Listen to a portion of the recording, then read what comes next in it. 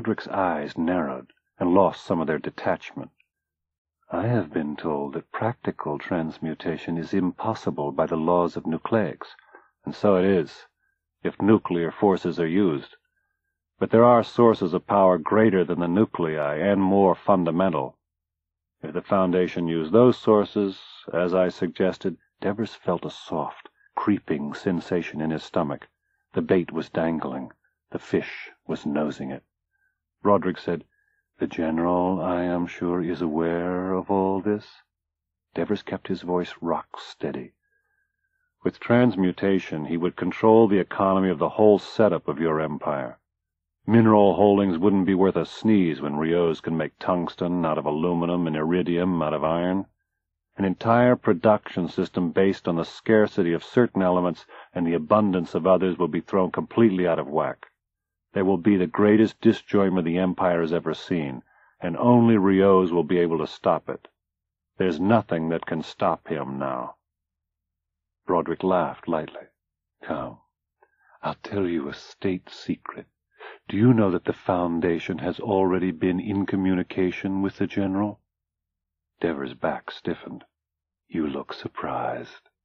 They offered him 100 tons of iridium a year to make peace and to save their necks." "Fair enough.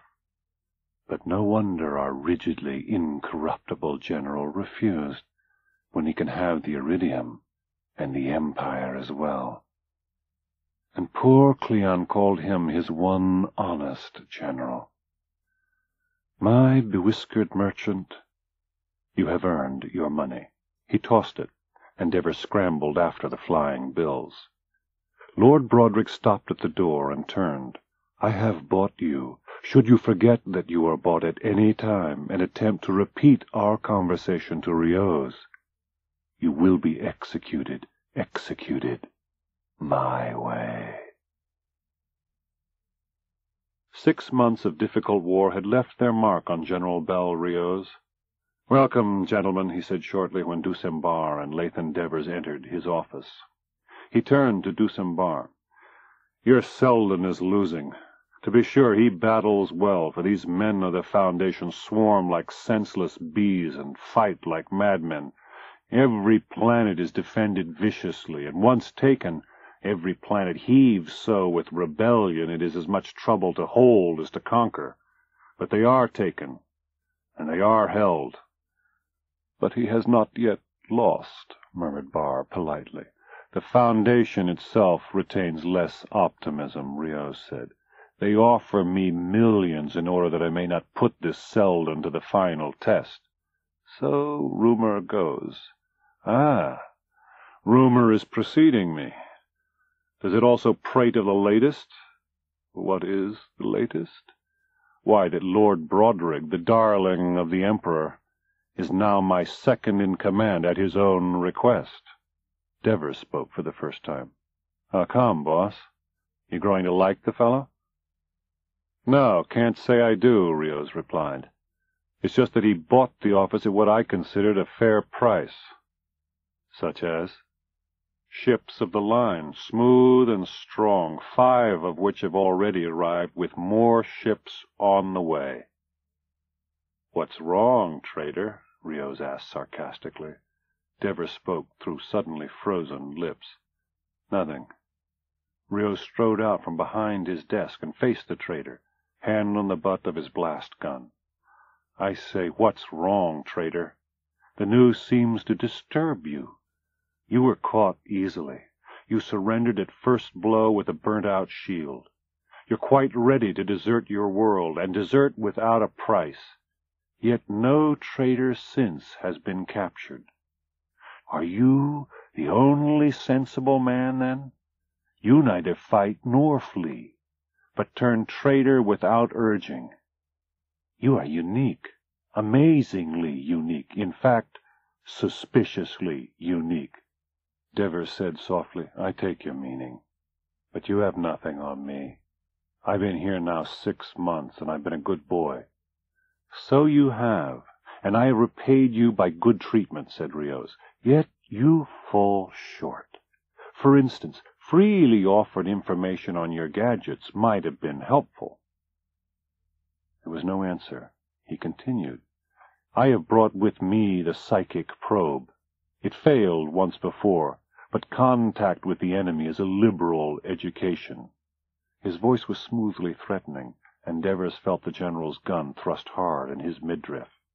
Rios said quietly, You will remove your wristband and any other metal ornament you wear and give them to me, slowly. Atomic fields can be distorted, you see, and psychic probes might probe only into static. The receiver on the general's desk was glowing, and a message cylinder clicked into the slot, near which Barr stood. Next to the slot was a crystal cube, in which was set the simulacrum of the lined, austere face of Cleon II. Rios stepped behind his desk, his blast gun held ready. As Rios leaned over to take out the cylinder, Barr lifted the crystal-enveloped bust of Cleon and quietly and methodically brought it down upon the general's head. Out, said Barr in a tooth-clenched whisper. Quickly! He seized Rios' drop blaster and buried it in his blouse. A sergeant turned as they emerged from the narrowest possible crack of the door. There was the nudge of a blast gun muzzle in his ribs and a hard voice in his ears which said, To the trade ship. Minutes later they had arrived. Devers stepped forward to open the airlock, and Barr said, Stand where you are, Sergeant. We are not going to kill you. But the sergeant recognized the monogram on the gun. He cried in choked fury, You've killed the general! And with a wild, incoherent yell, he charged blindly upon the blasting fury of the gun and collapsed in blasted ruin. Minutes later, the trade ship was rising above the dead planet.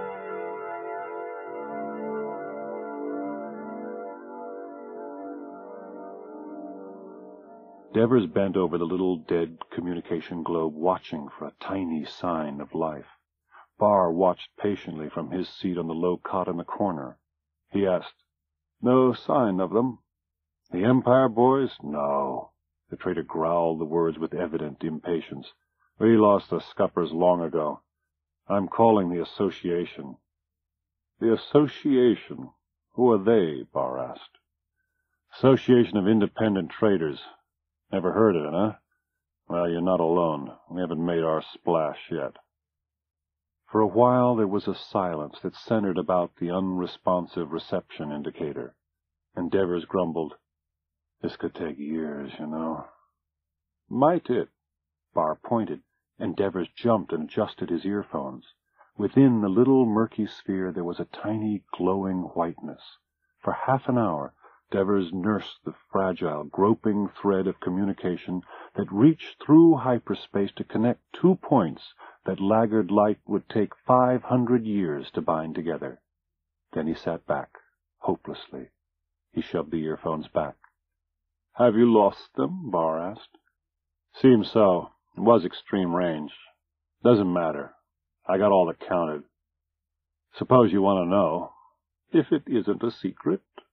Devers shook his head. Not to you. What Rios said was true. The tribute offered by the Foundation was refused. But that's not the worst. They've been fighting large ships previously never encountered, which means Rios wasn't giving us the works. He has received more ships. Broderick has switched sides, and I have messed things up. So much for improvisation, then, said Barr. We can do nothing here. We cannot cut through the Imperial lines to return to the Foundation. We can do nothing but that which is most sensible, to wait patiently. Wait, Devers snarled, glowering. That's all right for you. You've got nothing at stake. I've got friends and a whole world out there, my home, dying. You're an outsider. You don't know.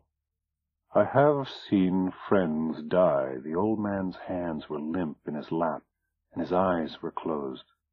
Are you married? Devers said. Traders don't marry.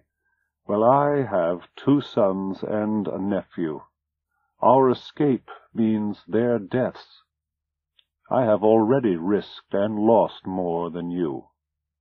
The Suinian patrician opened his eyes, and they were sharp with pain. Rios came to me once. It was over a year ago. He spoke of a cult centering about the magicians. But he missed the truth. It is not quite a cult.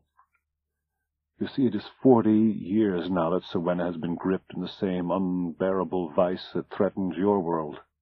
5 revolts have been ground out. Then I discovered the ancient records of Hari Seldon, and now this cult waits. It waits for the coming of the magicians, and it is ready for that day. My sons are leaders of those who wait. Devers' eyes fell, and Barr continued softly. It is on a foundation victory that Siwenna's hopes depend. It is for a foundation victory that my sons are sacrificed. And Hari Seldon does not precalculate the inevitable salvation of Siwenna as he does that of the Foundation. I have no certainty for my people, only hope. I wish you'd crack Rioza's skull for keeps. He's more the enemy than all his army. Cracked his skull? Put Broderick in command? Barr's face was sharpened with hate. All Siwenna would have been his hostage. No, Rioz may live. His punishments are mercy in comparison. But 6 months, 6 months in the enemy base with nothing to show for it. Devers' strong hands clasped each other tautly so that his knuckles cracked. Nothing to show for it. Well, now, wait, you remind me. Barr fumbled in his pouch. You might want to count this. And he tossed the small cylinder of metal on the table. It was Rioza's message cylinder. Devers snatched it. Can you open it without Rioza's personal characteristic? There was mild surprise in the Siwennian's voice. If I can't, I'll resign from the association and never skipper a ship for what's left of my life. Devers bent over the cylinder and probed it delicately with a small, flat instrument. Suddenly he relaxed and sighed. In his hand was the shining cylinder with its message unrolled like a parchment tongue. He read the message quickly. From Amel Broderick to Bel Rioz. I greet you. Planet number 1120 no longer resists. The plans of offense as outlined continue smoothly. The enemy weakens visibly, and the ultimate ends in view will surely be gained.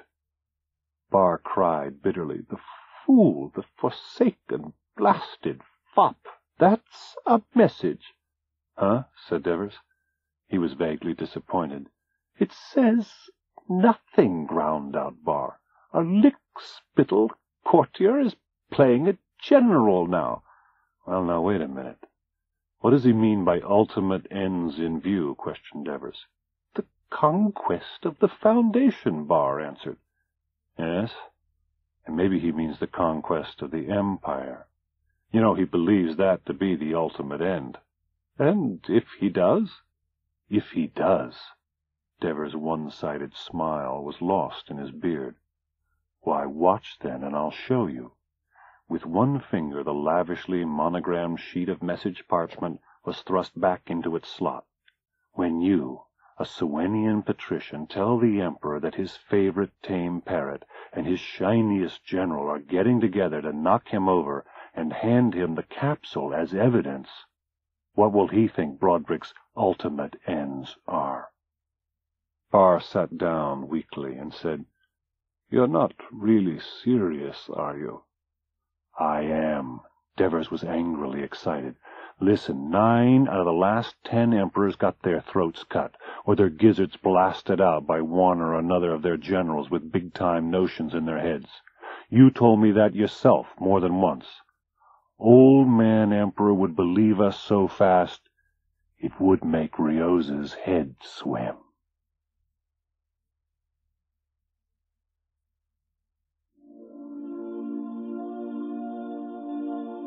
In the center of an open cluster of 10,000 stars, whose light tore to shreds the feebly encircling darkness, there circled the huge imperial planet Trantor. But it was more than a planet. It was the living pulse beat of an empire of 20 million stellar systems. It had only one function, administration, one purpose, government, and one manufactured product, law. The entire world was one functional distortion. There was no living object on its surface but man, his pets, and his parasites. No blade of grass or fragment of uncovered soil could be found outside the 100 square miles of the imperial palace. One could walk around the world of Trantor and never leave that one conglomerate building, nor see the city. A fleet of ships greater in number than all the war fleets the Empire had ever supported landed their cargoes on Trantor each day to feed the billions of humans who gave nothing in exchange but the fulfillment of the necessity of untangling the myriads of threads that spiraled into the central administration of the most complex government humanity had ever known. 20 agricultural worlds were the granary of Trantor. A universe was its servant.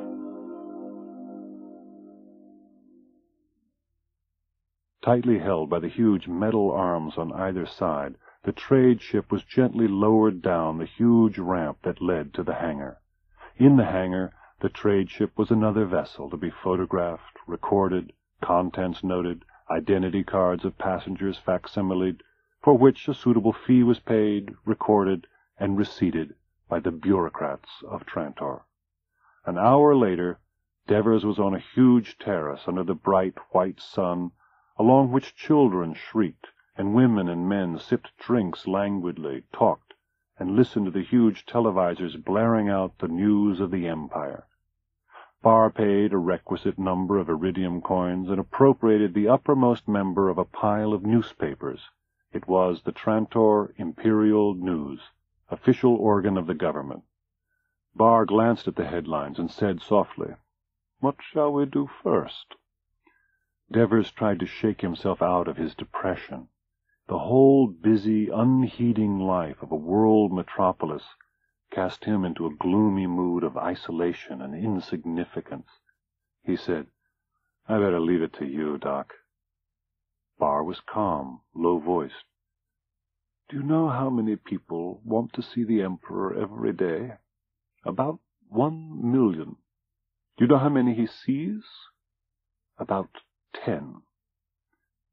We have almost 100,000 credits. A single peer of the realm would demand that from us to act as an adequate bridge to the Emperor. It may take 50 chief commissioners and senior supervisors to do the same, but they would cost us only 100 apiece, perhaps. I'll do the talking. In the first place, they wouldn't understand your accent, and in the second, you don't know the etiquette of imperial bribery. It's an art, I assure you." The third page of the Imperial News had what he wanted, and he passed the paper to Devers. Devers read slowly. "You think this can be trusted?" "Within limits," replied Barr calmly. "It's highly improbable that the Foundation fleet was wiped out." "Doc, we've got to work fast."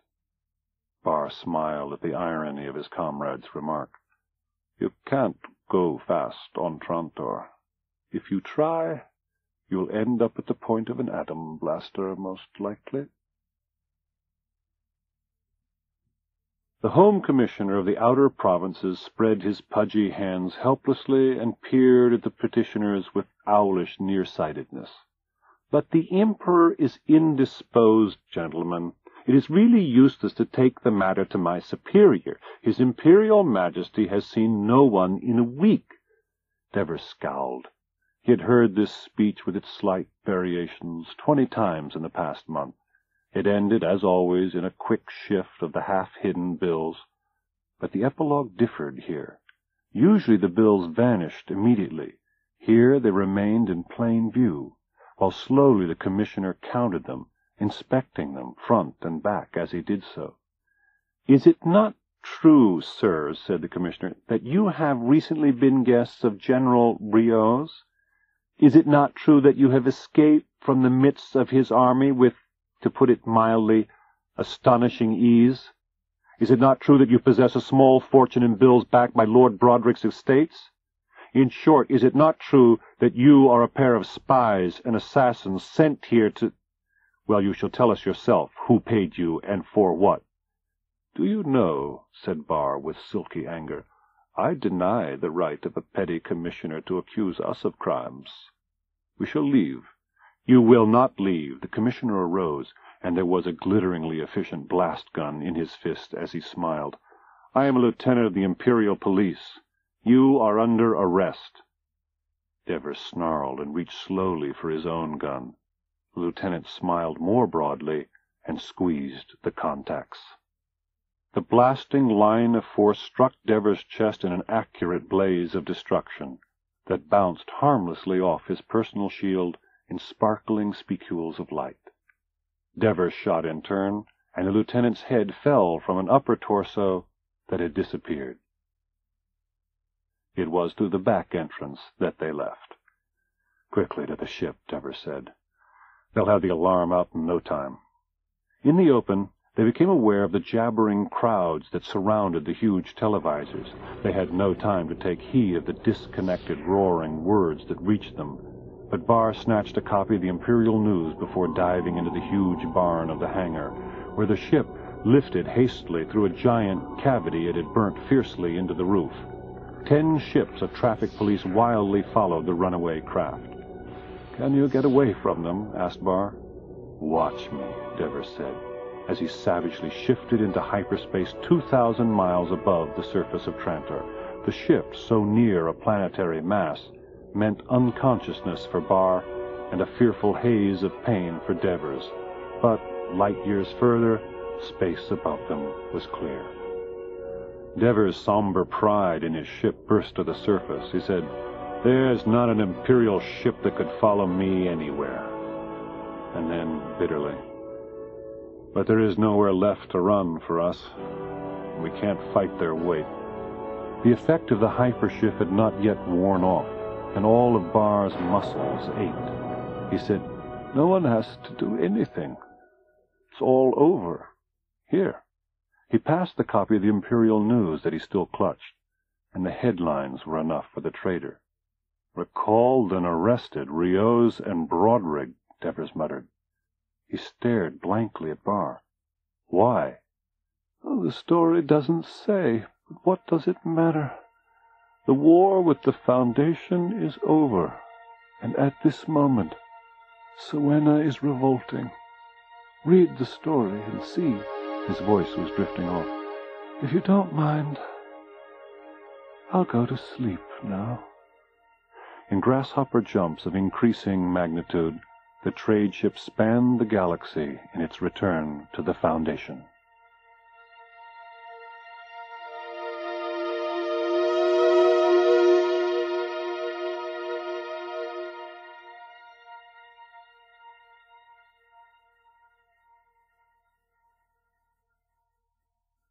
Devers felt definitely uncomfortable and vaguely resentful. He had received his own decoration and withstood with mute stoicism the turgid oratory of the mayor which accompanied the slip of crimson ribbon. The Sewanese delegation, with Dusembar a lionized member, signed the convention, and Siwenna became the first province to pass directly from the Empire's political rule to the Foundation's economic one. A voice called Devers. It was Senator Farrell, the wealthiest trader on the Foundation. Devers stepped out upon the balcony into the cool night wind and bowed properly. Barr was there with Farrell. "Devers," Farrell removed a fat cigar from the side of his mouth when he spoke. "Lord Barr claims that your trip to Cleon's capital had nothing to do with the recall of Rios." "Nothing at all, sir." Devers was curt. "We never saw the Emperor. The reports we picked up on our way back concerning the trial showed it up to be the purest frame-up." "And he was innocent?" "Rios," interposed Barr. "Yes, Broderick, on the other hand, was a traitor on general principle, but was never guilty of the specific accusations brought against him. It was a judicial farce, but a necessary one, a predictable one, an inevitable one." "By psychohistorical necessity, I presume." Farrell rolled the phrase sonorously with the humorous ease of long familiarity. "Exactly." Barr grew serious. You see, sir, you and Devers and everyone, no doubt, had the idea that beating the Empire meant first prying apart the Emperor and his general. You and Devers were right as far as the principle of internal disunion was concerned. You were wrong, however, in thinking that this internal split was something to be brought about by individual acts. You tried bribery and lies. You appealed to ambition and to fear, but you got nothing for your pains. There was a dead hand pushing us all, the dead hand of Hari Seldon. He knew that a man like Rios would have to fail, since his success would bring failure, and the greater the success, the surer the failure. A weak general could never have endangered us, obviously, continued Barr earnestly. A strong general during the time of a weak emperor could never have endangered us either, for he would have turned his arms towards a much more fruitful target. Events have shown that 3/4 of the emperors of the last 2 centuries were rebel generals and rebel viceroys before they were emperors. So it is only the combination of a strong emperor and a strong general that can harm the foundation, Barr continued. For a strong emperor cannot be dethroned easily, and a strong general is forced to turn outwards, past the frontiers. But what keeps the emperor strong? What kept Cleon strong? He is strong because he permits no strong subjects. Rios won victories, so the emperor grew suspicious. It was the success of Rios that was suspicious, so he was recalled and accused, condemned, murdered. The foundation wins again. Good, good, Farrell was expansively pleased. Then you imply that the Empire can never threaten us again. There are no more enemies. Barr was thoughtful. There's a second foundation. At the other end of the galaxy. Not for centuries, Farrell said. Devers turned suddenly at this, and his face was dark as he faced Farrell. There are internal enemies, perhaps. Are there? Asked Farrell coldly. Who, for instance? Devers answered Farrell. People, for instance, who might like to spread the wealth a bit, and keep it from concentrating too much out of the hands that work for it. See what I mean? Slowly, Farrell's gaze lost its contempt and took on the anger of Devers' own.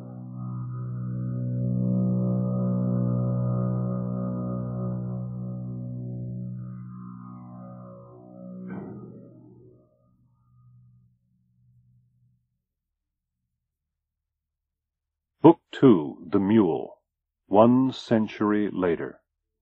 According to the Encyclopedia Galactica, less is known of the Mule than any character of comparable significance to galactic history. Even the period of his greatest renown is known to us chiefly through the eyes of his antagonists and principally through those of a young bride.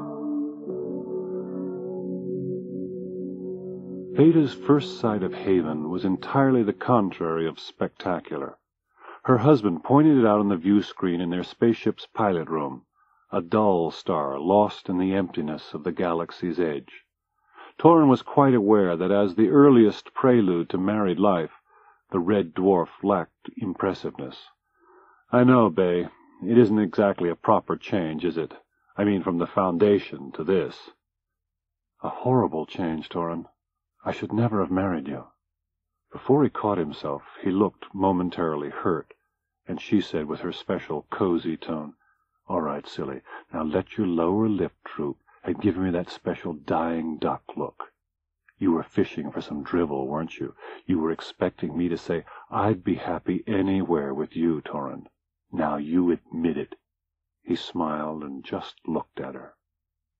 There was quite a bit of smugness about Torrin's attitude towards Beta, the satisfied awe that marks the triumph of someone who had been hovering at the edge of an inferiority complex for 3 years.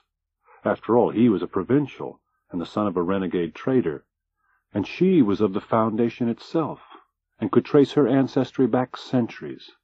Haven was rushing up at them now. The landlocked sea wheeled ponderously below them, slate-gray in the lowering dimness, and lost to sight here and there among wispy clouds. Mountains jutted raggedly along the coast. The ship, which Torrin, in the first flush of honeymoon exuberance, had dubbed the Beta, landed with a crunch on an open field. They climbed out awkwardly into the solid darkness of the outer galactic night, and Beta gasped as the sudden cold bit. The advancing guards met them, and after a whispered exchange of words, they were taken ahead. The wind and the cold disappeared when the gate of rock opened and then closed behind them. The warm interior, white with wall light, was filled with an incongruous humming bustle. Men looked up from their desks, and Torrin produced documents. After a short glance, they were waved onward and burst into the open. The cave city was in daylight, the white daylight of a young sun. Not that there was a sun, of course. What should have been the sky was lost in the unfocused glow of an overall brilliance, and the warm air was properly thick with the fragrance of greenery. Beta said, "Why, Torrin, it's beautiful. It's just like a toy city. It's all white and pink, and so clean." He snapped to sudden attention. "Bay, there's Dad." Beta trailed her husband, rushing downwards over the close-cropped lawn. She caught sight of a robust, one-armed man, waving and shouting, behind whom, almost lost to view, stood a smaller, white-haired man. Torrin cried over his shoulder, "My father's half-brother came too, the one who's been to the Foundation, you know." They met in the grass, laughing and incoherent, and Torrin's father let out a whoop for sheer joy.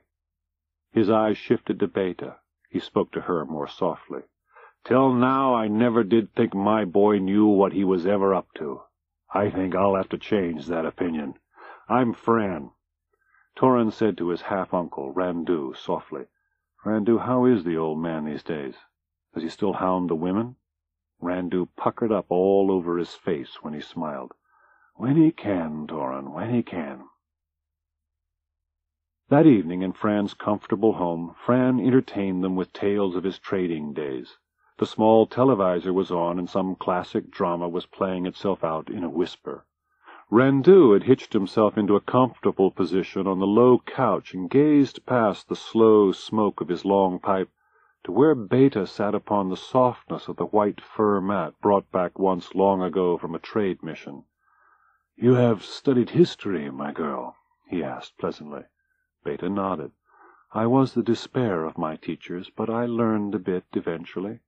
The old man smiled gently. "Well, then, what do you think of the galactic situation?"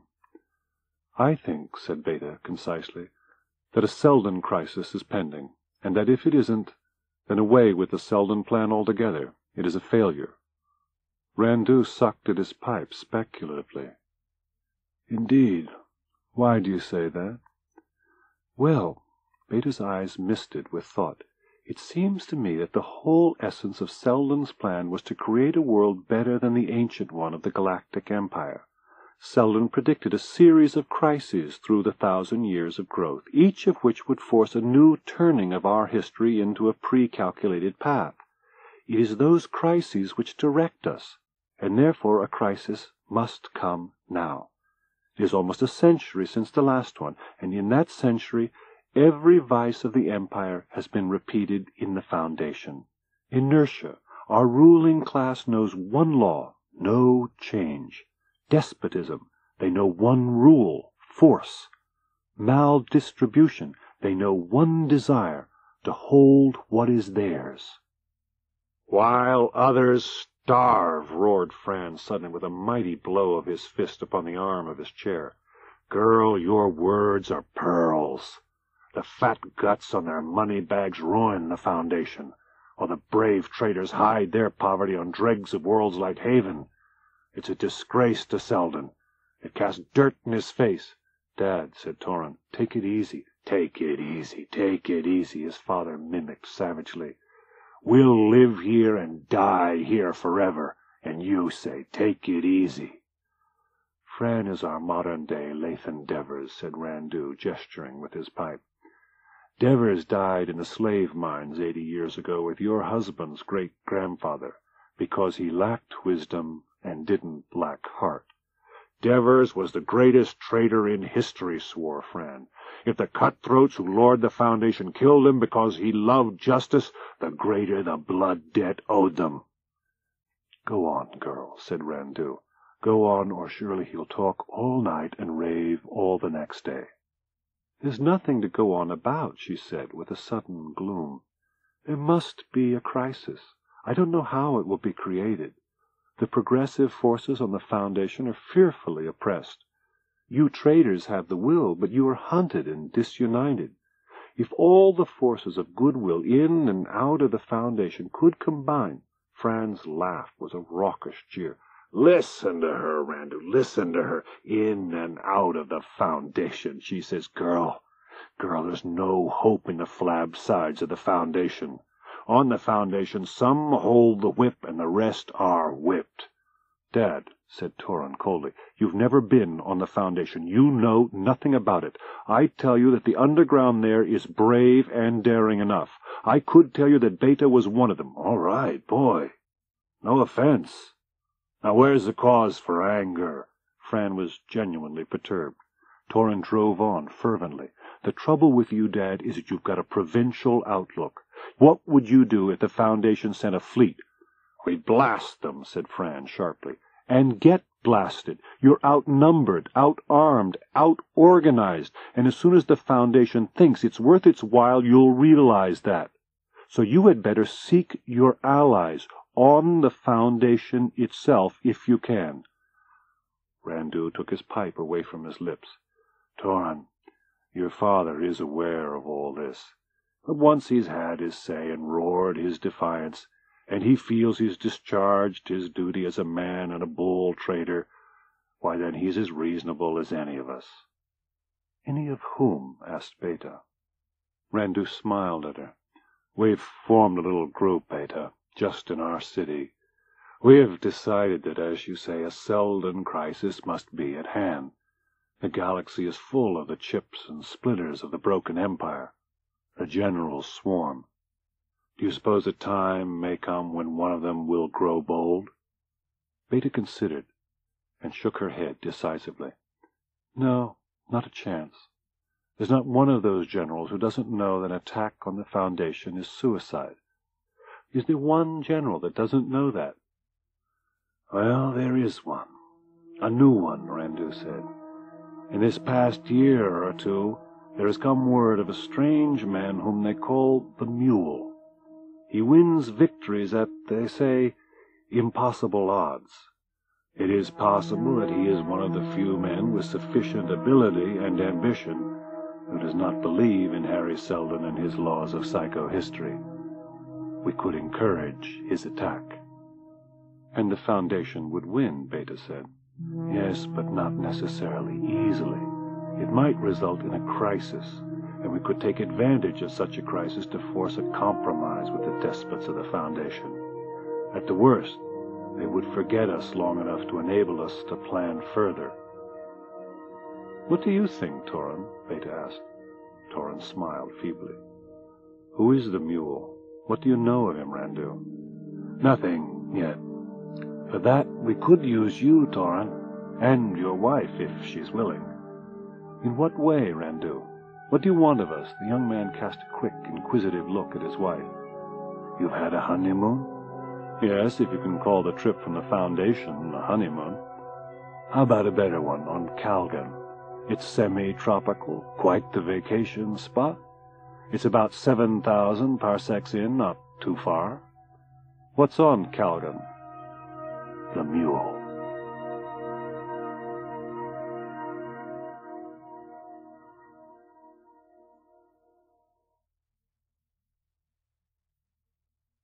Captain Han Pritcher's work consisted largely of what the Foundation's War Department called intelligence, the sophisticates espionage, and the romanticists spy stuff. Men had been promoted over his head continuously, though of lesser ability. That much was admitted. He had withstood an eternal rain of black marks and official reprimands, and survived it. and he had held stubbornly to his own way in the firm belief that insubordination in that same holy interest of the state would yet be recognized for the service it was. So here he was in the anteroom of the mayor, with 5 soldiers as a respectful guard, and probably a court-martial awaiting him. The heavy marble doors rolled apart smoothly. On the other side of the doors, in a large room, strangely simple, behind a large desk, strangely angular, sat a small man, almost lost in the immensity. He was Mayor Inber. Inber III was a peculiar combination of ersatz characteristics all to himself. To him, a stilted geometric love of arrangement was system.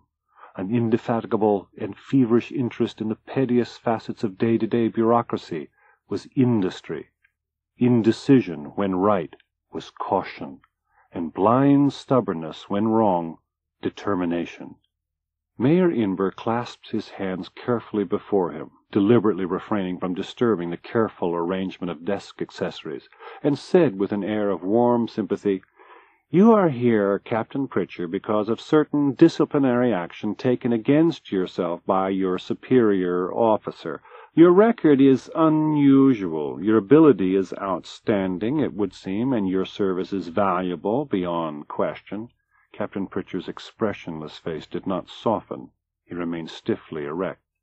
The mayor's eyes bore down hard upon the soldier, and his voice grew pointed and heavy.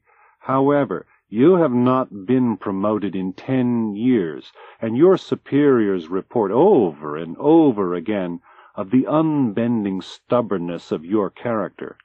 You are charged with refusing an assignment 3 times in the face of orders signed by my legal delegates. What have you to say to that?"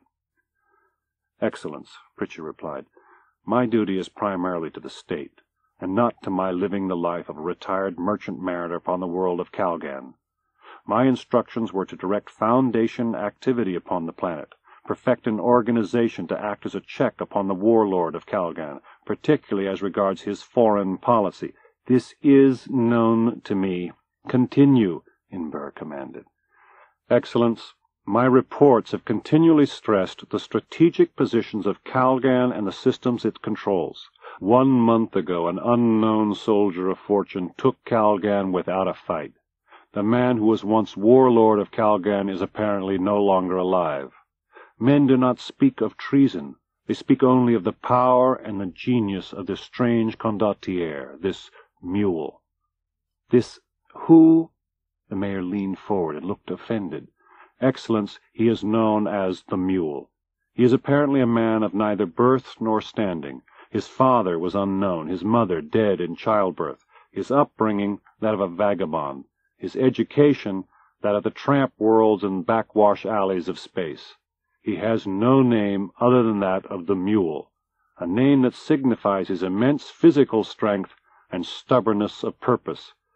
The territory he controls is not large, though its exact limits are not capable of definite determination. Nevertheless, this man must be investigated." "Now then, tell me, Captain, what have you been ordered to investigate?" "Excellence, there is a rat-hole in space that it seems does not pay its taxes." "Are you not aware that these men who do not pay their taxes are descendants of the wild traders of our early days, anarchists, rebels, social maniacs? This rat-hole in space is not one, but many. Are you not aware, Captain?" "Excellence, I have been told all this. However, I am not a tax collector to be sent on a child's errand." "Captain Pritchard, you are a soldier. You have your orders." "Excellence, further argument of any sort with myself or those representing myself will be considered treason. You are excused." Captain Han Pritchard knelt, and then left with slow backward steps. He found a personal capsule waiting for him when he returned to barracks. It contained orders. He was ordered to the rebel world called Haven, in the strongest terms. But alone in his light one-man speedster, he set his course quietly and calmly for Calgan. He slept that night the sleep of a successfully stubborn man.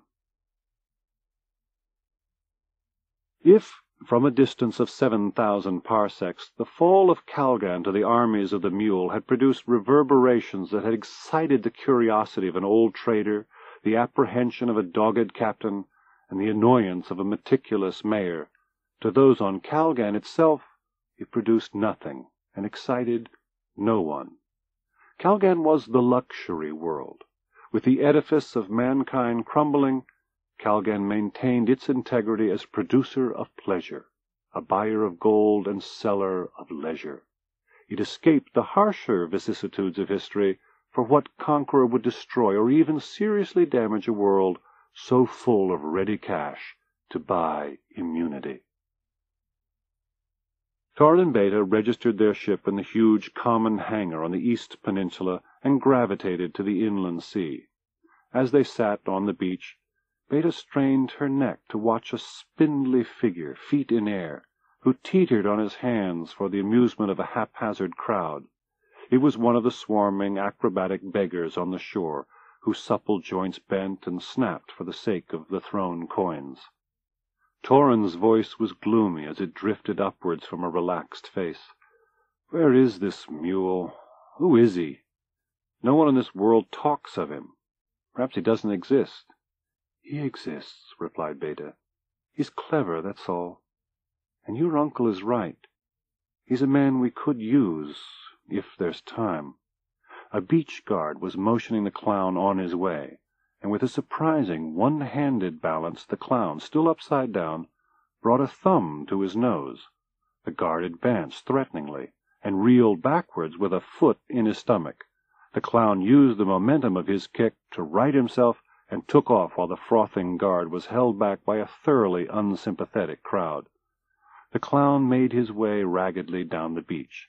He brushed past many, hesitated often, stopped nowhere. The original crowd dispersed. The guard departed. "He's a queer fellow," said Beta, with amusement, and Torrin nodded indifferently. The clown was close enough now to be seen clearly. His thin face drew together into a nose with a fleshy tip that seemed almost prehensile. His long, spidery body moved gracefully, but with a suggestion of having been thrown together at random. The clown seemed suddenly aware of their regard, for he stopped after he had passed, and with a sharp turn approached. His large brown eyes fastened upon Beta. The clown smiled, but it only saddened his beaked face, and when he spoke it was with a soft, elaborate phrasing. "Were I to use the wits the good spirits gave me," he said, "then I would say this lady cannot exist. For what sane man would hold a dream to be reality? Yet rather would I not be sane and lend belief to charmed, enchanted eyes.